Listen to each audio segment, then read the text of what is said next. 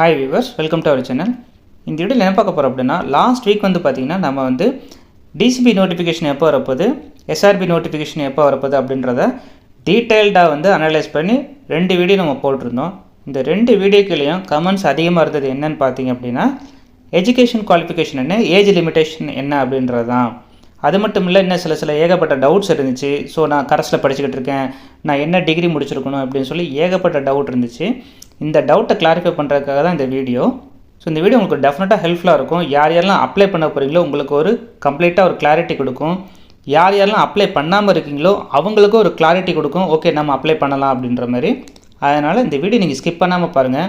அது மட்டும் இல்லை, முதன்முறையாக நம்ம சேனலில் வீடியோ பார்க்குறவங்களா இருந்தீங்கன்னா மறக்காமல் நம்ம சேனலை சப்ஸ்கிரைப் பண்ணி வச்சுட்டு கண்டினியூ பண்ணுங்கள்.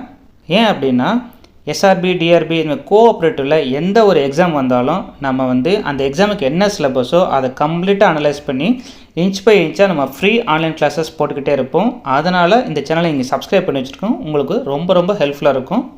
வாங்க வீடியோக்குள்ளே போகலாம். இப்போ நம்ம ஃபஸ்ட் பார்க்க போகிற என்னென்னா, 2019 எஸ்ஆர்பி நோட்டிஃபிகேஷன்.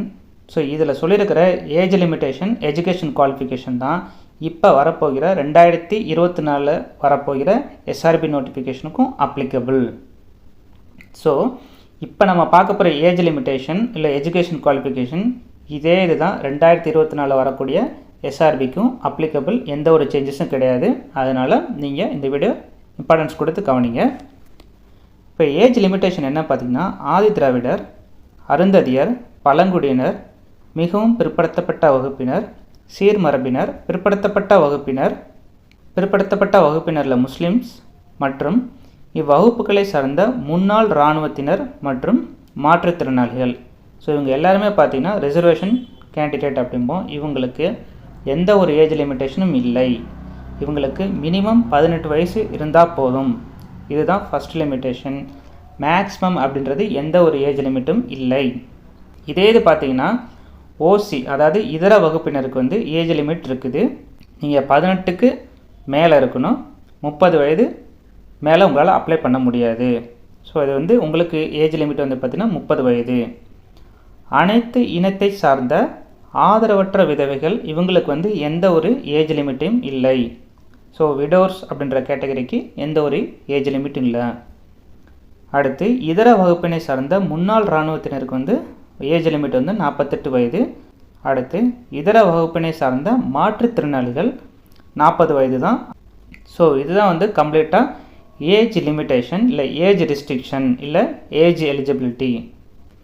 அதுக்கடுத்து பார்த்திங்கன்னா நெக்ஸ்ட் இம்பார்ட்டண்ட்டாக கேட்டது என்னென்னா கல்வி தகுதி. ஸோ எஜுகேஷன் லிமிட்டேஷன் என்ன இல்லை எஜுகேஷன் குவாலிஃபிகேஷன் என்ன அப்படின்றத இது பார்த்திங்கன்னா ஏதேனும் ஒரு பட்டப்படிப்பு முடிச்சிருக்கணும். அதாவது அந்த பட்டப்படிப்பு பார்த்திங்கன்னா ஒரு 3 வருஷமாக இருக்கணும். உதாரணமாக நீங்கள் 10th முடித்து 12th முடித்து ப்ளஸ் 3 இயர்ஸ் கொண்ட ஒரு பட்டப்படிப்பு. உதாரணத்துக்கு நான் சொல்கிறேன், ஒரு பிஎஸ்சி கெமிஸ்ட்ரி இல்லை பிஎஸ்சி கம்ப்யூட்டர் சயின்ஸ் இந்த மாதிரி ஏதாவது ஒன்று நீங்கள் முடிச்சிருக்கணும். மற்றும் கூட்டுறவு பயிற்சி. இந்த கூட்டுறவு பயிற்சி அப்படின்றது என்னென்னா டிசிஎம், அதாவது டிப்ளமோ இன் கோஆப்ரேட்டிவ் மேனேஜ்மெண்ட். இது ஒரு 1 இயர் கோர்ஸு. இந்த 1 இயர் கோர்ஸை நீங்கள் கரஸில் முடிச்சிருந்தாலும் ஓகே தான், நீங்கள் ரெகுலரில் போய் முடிச்சிருந்தாலும் ஓகே தான். அது மட்டும் இல்லை, நான் அடுத்து சொல்லப்படக்கூடியது ரொம்ப இம்பார்ட்டண்ட். நான் கரஸில் படிச்சுட்ருக்கிறேன் டிசிஎம் கோர்ஸு இல்லை டிசிஎம் கோர்ஸ் நான் ரெகுலரில் படிச்சுட்ருக்கேன், நான் எழுதலாமான்னா நீங்கள் 100% நீங்கள் எழுதலாம். நீங்கள் ஒரு அப்ளிகபிளான கேண்டிடேட் தான். முடிச்சிருக்கணும்னு அவசியம் கிடையாது. நீங்கள் படிச்சுக்கிட்டு இருந்தாலும் நீங்கள் எழுதலாம். இதுதான் இங்கே சொல்லக்கூடிய கல்வி தகுதி. ஸோ இதை தாண்டி உங்களுக்கு வேறு ஏதேனும் டவுட் இருந்துச்சுன்னா மறக்காமல் நம்மளோட கமெண்ட் செக்ஷனில் நீங்கள் கமெண்ட் பண்ணுங்கள். இந்த வீடியோ உங்களுக்கு பிடிச்சிச்சுன்னா மறக்காமல் இந்த வீடியோக்கு ஒரு லைக் பண்ணுறங்க. மீண்டும் மற்றொரு காணொளியில் சந்திப்போம். தேங்க்யூ.